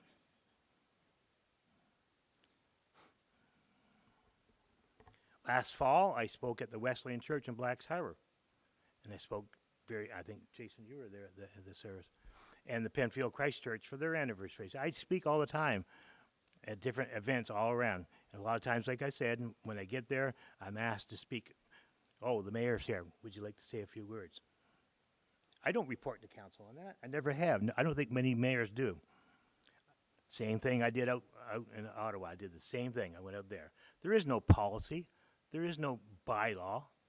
There's no law saying that I had to tell you where I was going. I did that on my own. Basically, it was my own time, and I went out there. If anything, you should be thanking me for the people of Eastern Charlotte should be thanking me for standing up for jobs in this area. There's many, many more things that I go and I speak to, and I'm not going to list them all here tonight because of time. But a mayor is supposed to stand up and support local industry and jobs. If you want a weak mayor and just let jobs disappear, then you have the wrong mayor. I'm asking council tonight not to dismiss these allegations, but rather send them to our legal to tell you what policy, bylaw, or law that was violated. You need to know that, and I need to know that. And I'm pretty sure there's no lawyers sitting at this table.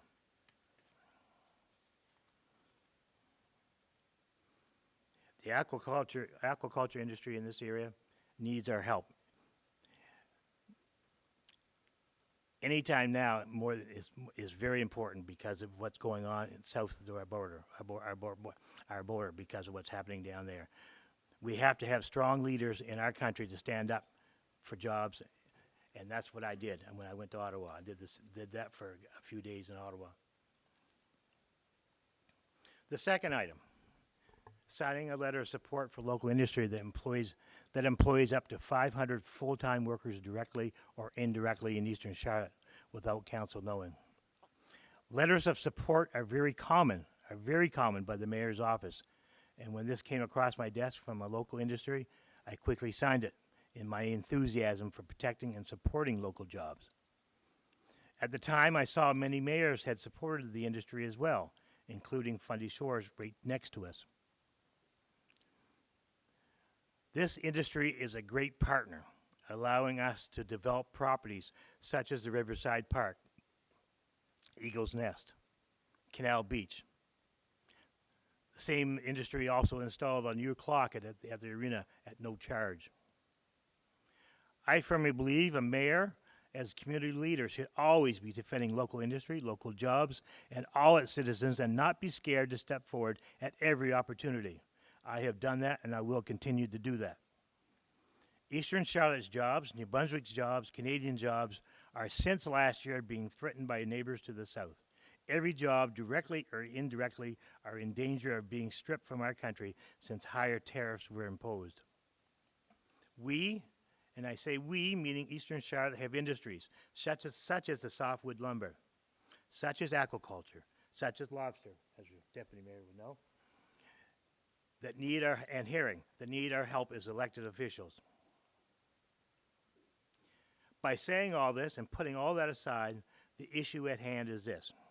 Council, I fully apologize to all of you for not informing you ahead of time on this matter. In hindsight, I probably should have brought this to you. Did I make a mistake? Yes, I am human.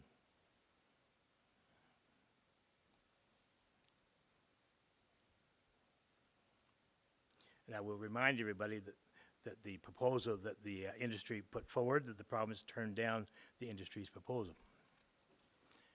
Again, Council, I'm not asking you to dismiss these allegations tonight, but rather get a legal opinion.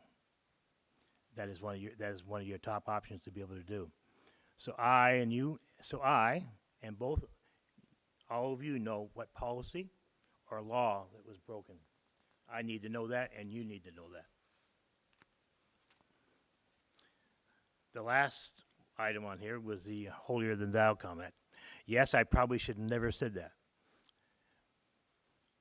I was attacked in a public meeting and was twice asked to resign, and I lost my composure, and I apologize. But nobody at that table or this table here tonight has the right to demand anybody's resignation, for we all of us are duly elected officials. Nobody has that right to even ask for it.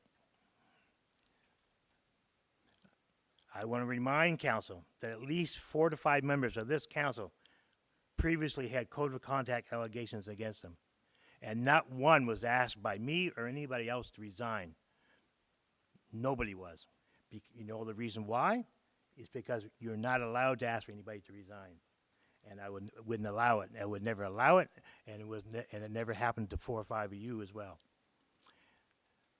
Saying all that tonight, I will continue to be your leader and stand up for jobs in the area. That's the reason why I do what I do, and I won't back down from it. At this point, I will declare a conflict of interest, and I will leave the room. Oops.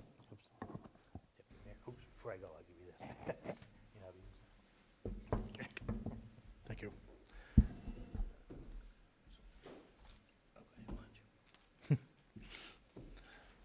We'll give the mayor a couple minutes to make his way out of the room.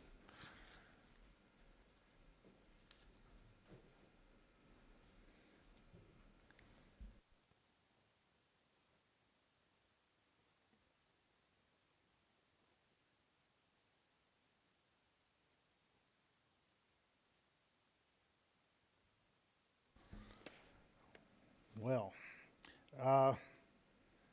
under section 4 of the municipal bylaws, or the code of conduct bylaws, it says complaints. Any person in good faith may report a perceived wrongdoing or make a complaint alleging a breach of code of conduct by the counselor.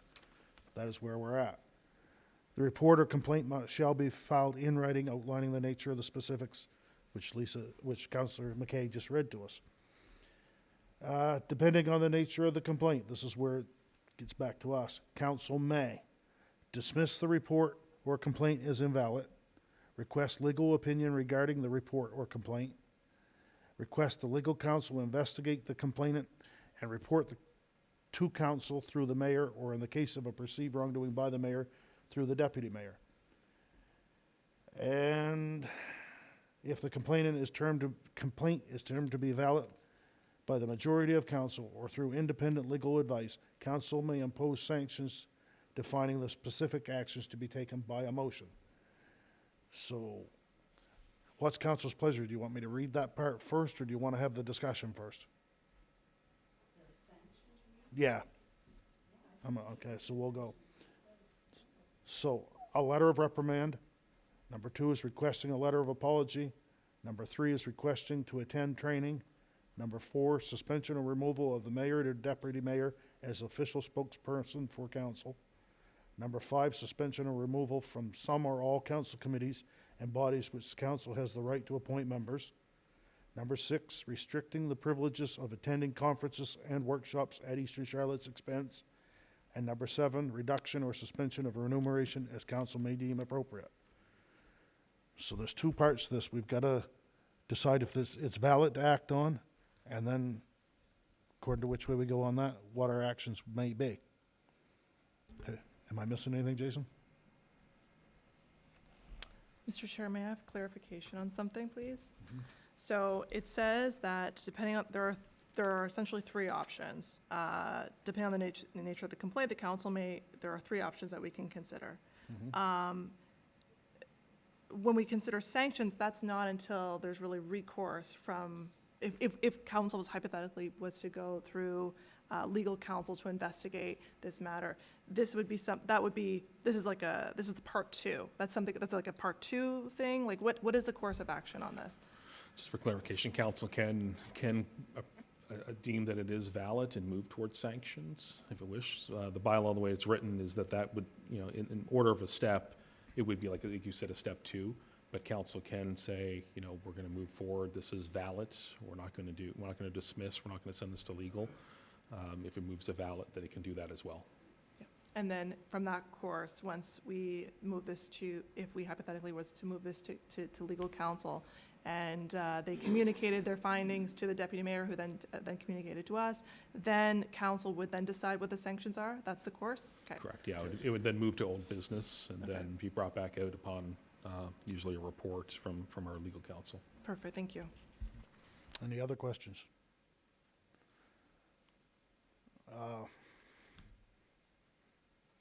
So I guess the next step is, what's your wish? Do we need a motion on what we want?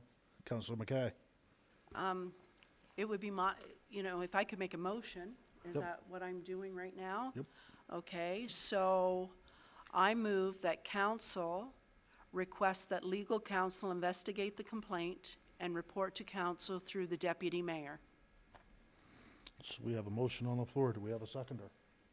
I'll second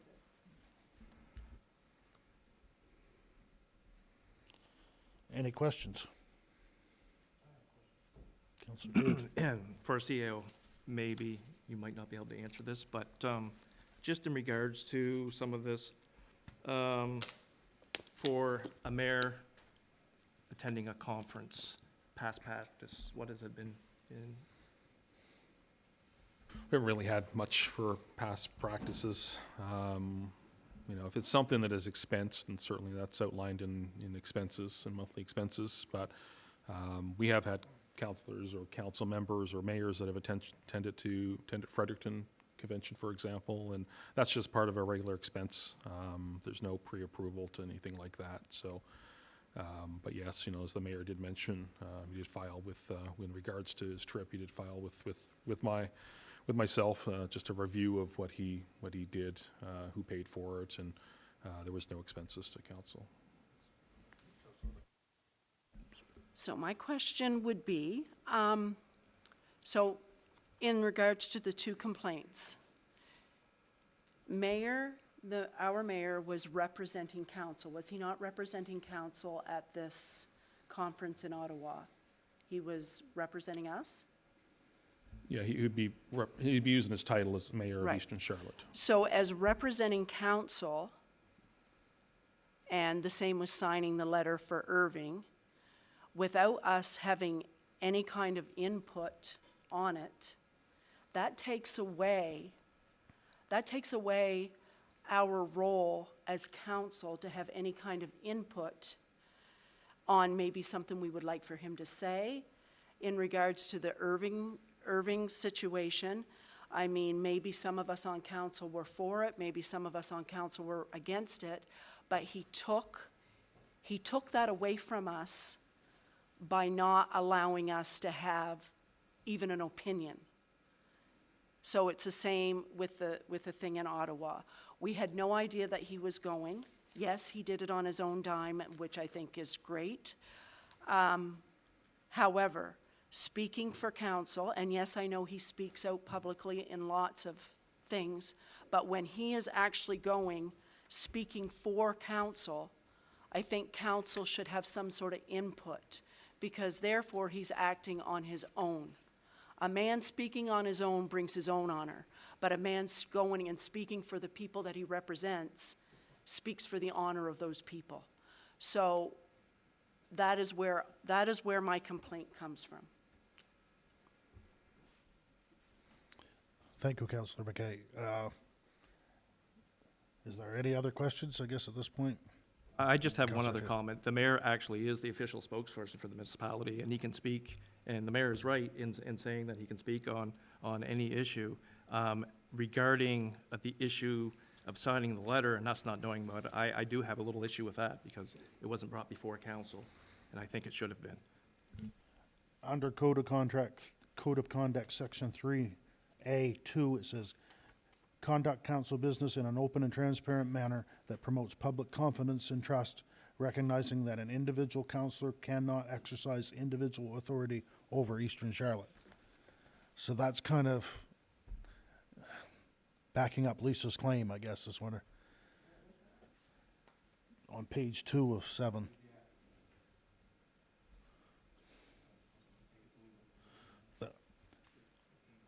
That's the motion that's on the floor, so I guess if there's no more questions, we'll go to the, whoop. Actually, I want to explain why I'm going to be supporting the motion. Mayor Craig has over 30 years of experience in municipal politics, and no, I'm not a lawyer, but I think I can read. And I believe that the mayor did break, one of the most basic rules in the Local Governance Act. And the mayor went rogue and made a decision without council knowing. And Councillor McKay had listed some examples. And this does go against the Local Governance Act. In the Local Governance Act, it's cited in section 48.2, the mayor of the local government is subject to the direction and control of council and shall abide by the decisions of council. In this case, council was not aware of these decisions. Us, like the public did, we found out about the existence of a letter through a CBC article, and that's not acceptable. And so I want to reiterate that this was not a rookie mistake. This was willful negligence, okay?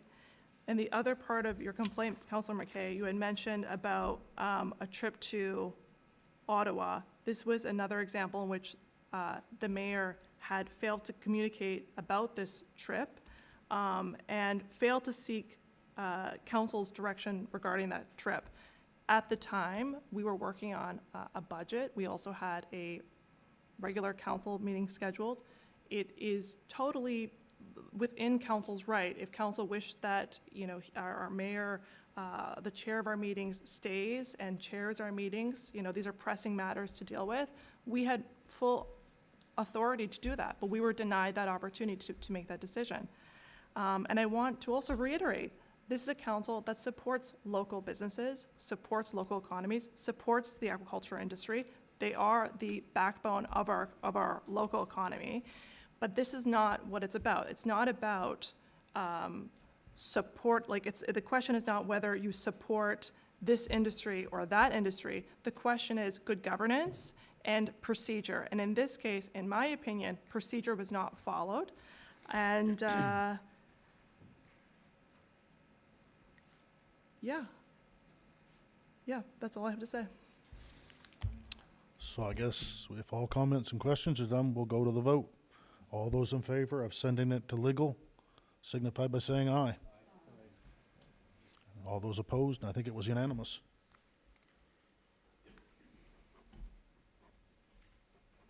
So I guess at this point, we can call the mayor back in.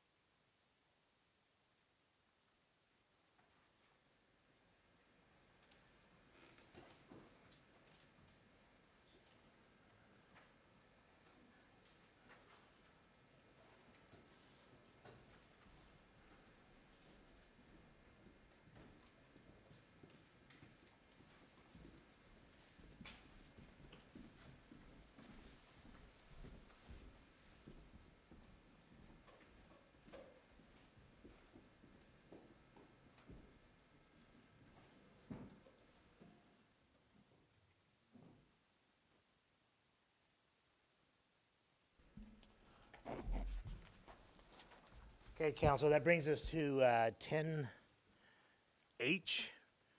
which is the donation to the animal shelter. Go to Councilor Lee. Okay, first of all, the reason I want to make this motion is that they are very, very, very close to completing the building and getting on with the job of looking after rescue animals. So they were under the impression that they had applied for a grant last year, and when I talked to them, I said, we didn't see it anywhere. So I don't think they did. I think they were misinterpreting the donation we made to pay the permits for the building. So having said that, I moved to make a donation of $2,000 to the St. George Animal Rescue. Great. We have a motion on the floor by Councilor Lee, seconded by Councilor Thompson. Question or comment on that? Oops, oh, okay, Councilor Kidd, So you're did first. we make any donations last year? I can't recall. I think we did. I guess what, 2,500, I believe, for last year? 800 for them, yeah. Any other questions or comments? The only comment, I'd like to make a comment, I'm not getting into debate. If you have the opportunity to go to the animal shelter, go. It's a beautiful, beautiful building. I had a chance last weekend to have a quick little tour of it. It's really nice.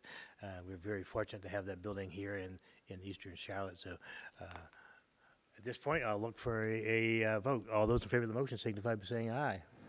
It has passed. Correspondence, there are non-public presentations are next. Public presentations are, please note under bylaw EC-01, section 7.1, members of the public shall be entitled to address council for 5 minutes with no debate from council on matters of municipal jurisdiction. I ask that you begin by giving your name and civic address for the record, but I will also add this. During the time, I will not tolerate or allow anybody to make accusations against anybody on any subject that works for Eastern Charlotte any member of council or anybody else for that matter. If that happens, I will stop you and you'll be escorted out of the building and you will lose your opportunity to speak to council. So, the mic is there. Yeah, you just go right over the mic and this, yeah, that'd be great. Thank you. So just name and civic address, that'd be great, thank you. Hi, everybody.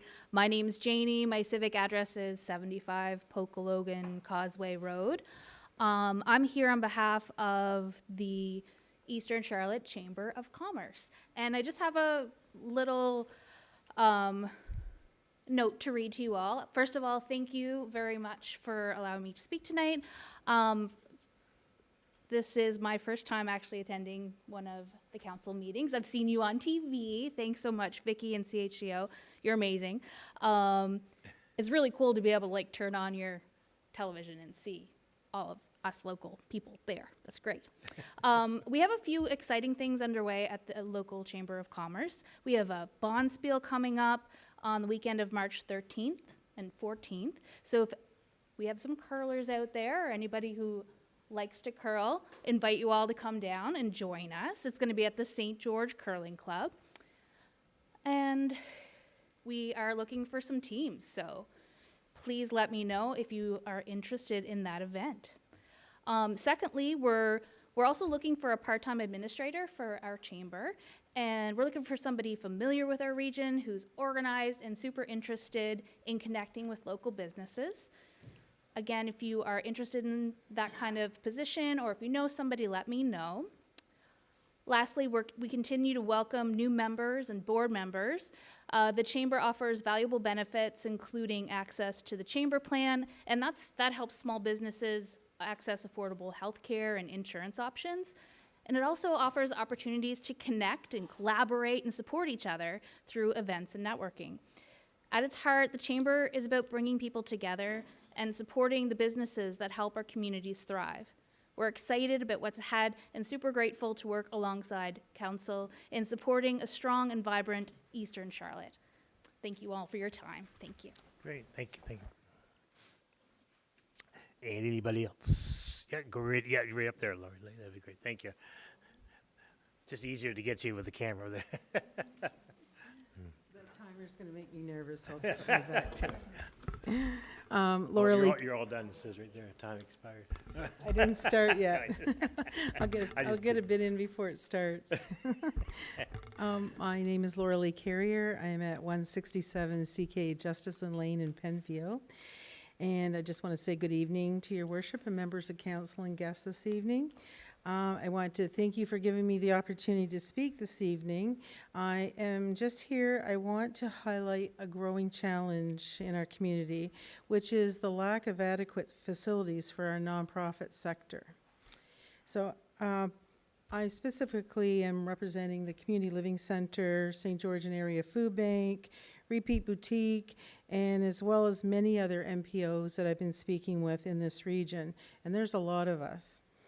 Especially since the fire at Granite Court on January 4th, 4 of us, Viva, which is an autism support group for families, Dr. Brown and Associates, our food bank, and the Community Living Center have all now been displaced.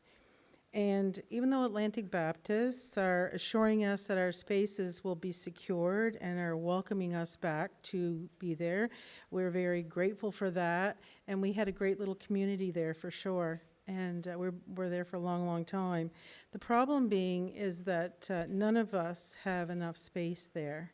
We've grown out of space. Our needs are increasing. And even though we want to go back, we know that that's still going to be a challenge. So as you know, nonprofits are the backbone of local support. They provide food to our neighbors, mentorship to our youth, and care for our most vulnerable residents. And with services just too many to list here in 5 minutes. Yet many of these organizations are operating out of cramped, temporary, or shared spaces that limit our ability to deliver services effectively. And without dedicated and affordable facilities, nonprofits face constant disruptions, staff are stretched thin, programs are scaled back, and community needs go unmet. And this is not due to any lack of passion or effort on the behalf of these organizations. It's simply a matter of infrastructure.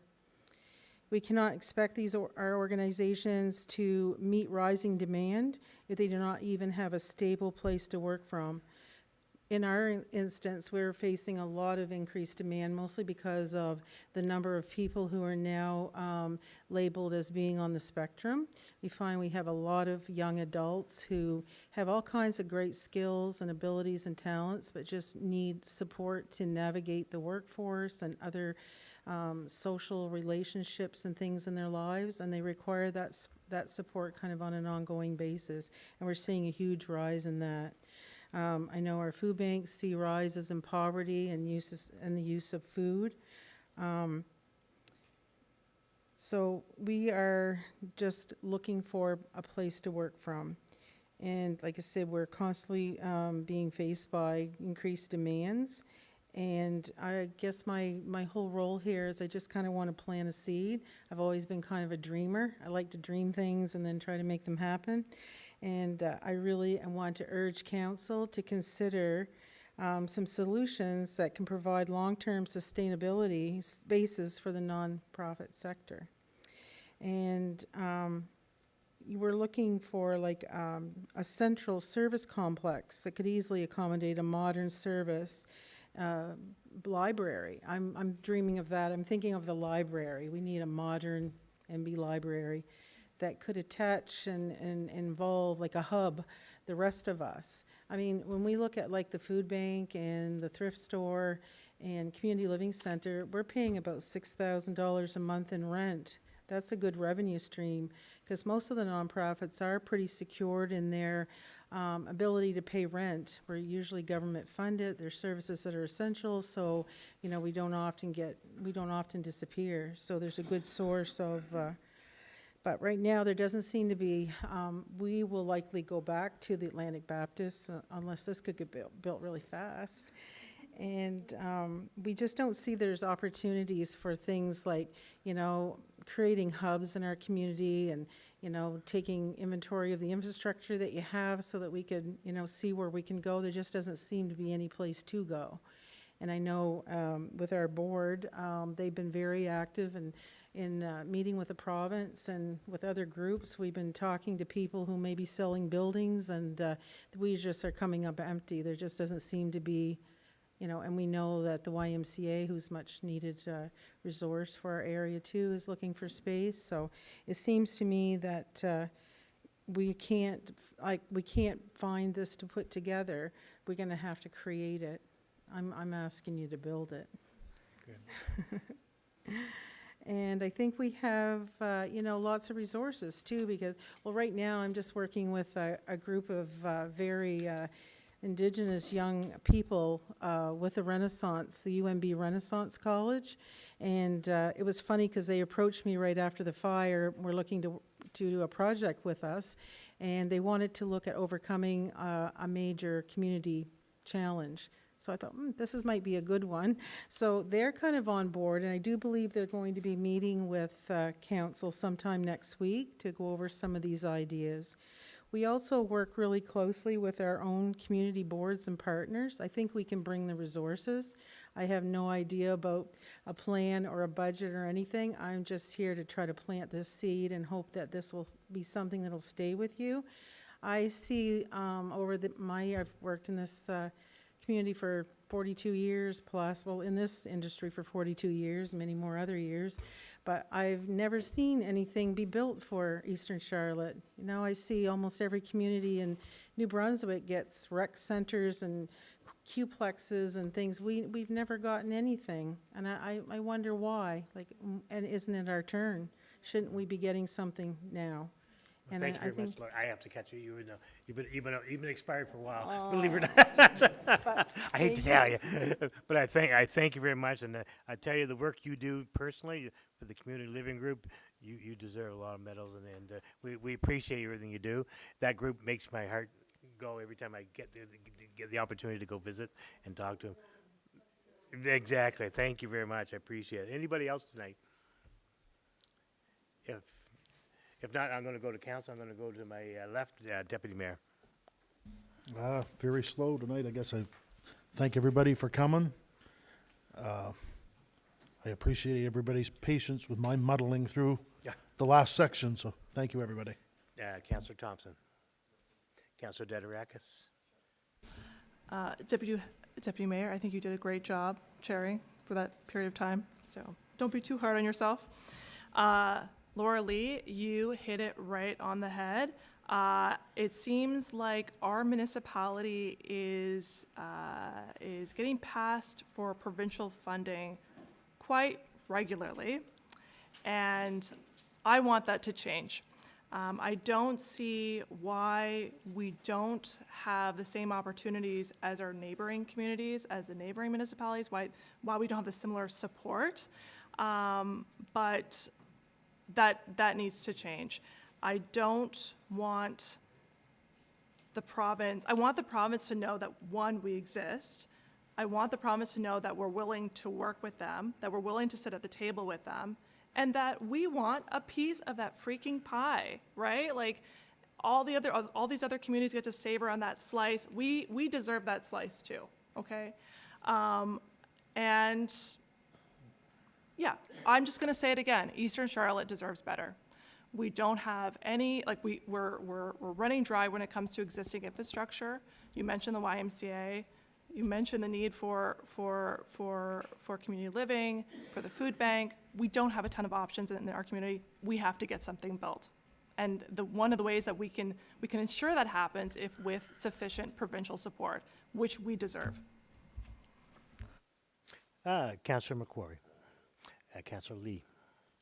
I just want to thank everyone for coming tonight. It's the biggest crowd we've had in quite a while. I was expecting more people. I see a few people out there I thought might come up to the mic, but anyway, thanks for coming out. We appreciate it. Counselor McKay.